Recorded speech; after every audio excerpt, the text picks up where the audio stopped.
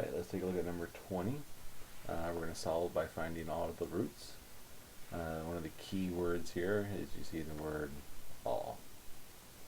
So we're not just looking for the real roots, any root we want. So we could have imaginary. Let's see what happens.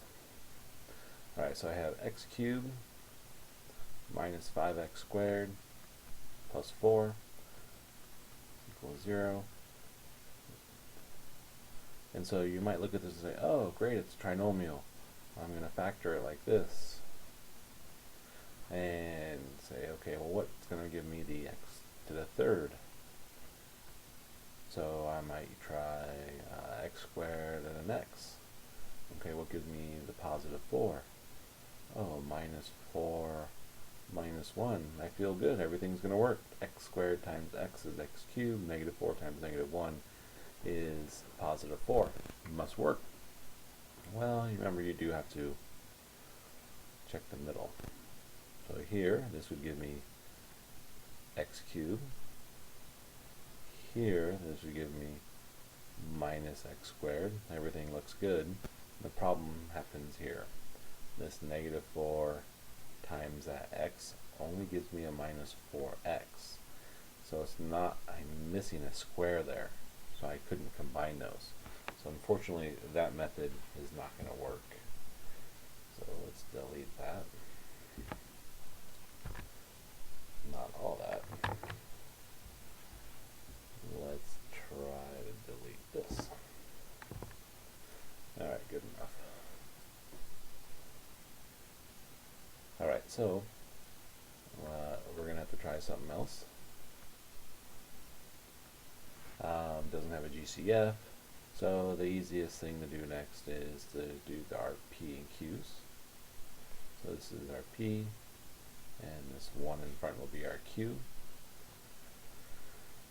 So all the factors of 4 are plus or minus 1, plus or minus 2, plus or minus 4, all over plus or minus 1, and so that means my factors are plus or minus 1, plus or minus 2, and plus or minus 4.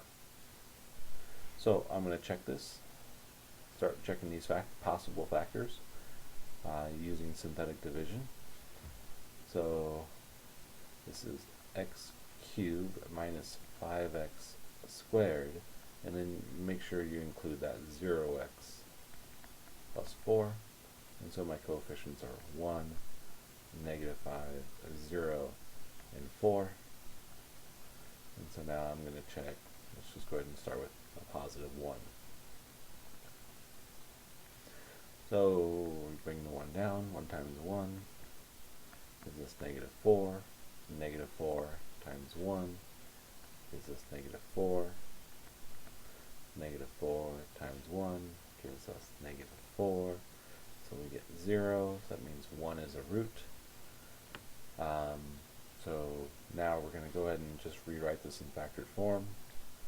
So x, so 1 is a root, so I want to plug 1 in.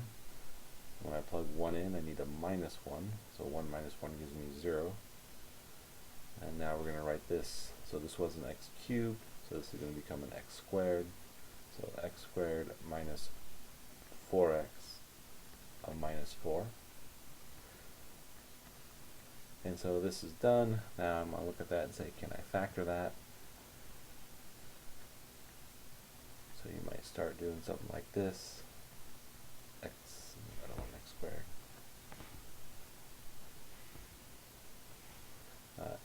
X, we're looking good. X times x is x squared. Now to get a negative 4, I could have negative 4, positive 1, but these would add together to give negative 3. I could do a negative 2, positive 2, but that would equal 0.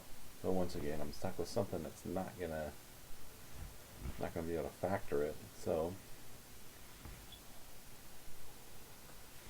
we will try something else. So since this is x squared minus 4x, minus 4 equals 0, Since it's an x squared, I got a nice leading coefficient of 1, it's even. I'm actually just going to go ahead and complete the square on this. If you don't want to complete the square, you could use the quadratic formula, your choice. So I get x squared minus 4x, leave a blank, equals 4. And so now what I'm going to do is I'm going to look at this middle term, this b, and I'm going to take half of b, so a negative 4 divided by 2, and then I'm going to square it. So a negative 4 divided by 2 is negative 2, negative 2 squared is positive 4. So I'm going to add 4 to both sides. And the whole reason we do this is so that I can write as a binomial squared. So just take half of this there. And the whole reason we do that is because now I can square root. And when I square root, the square cancels out the square. The square root cancels out the square. And now I'm left with x minus 2 equals plus or minus the square root of 8. Now the square root of 8 can be broken down to 4 times 2. So I'll give myself a little more space. So the square root of 4 is 2. This 2 stays on the inside. And now I add 2 to both sides. And we get x equals 2 plus or minus 2 rad 2. So my solutions, or my roots, are x equals 1.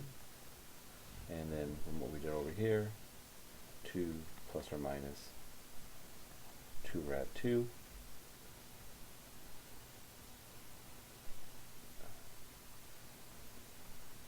So we learned that if this is a 3, we should have 3 solutions. 1, 2, 3. So we have found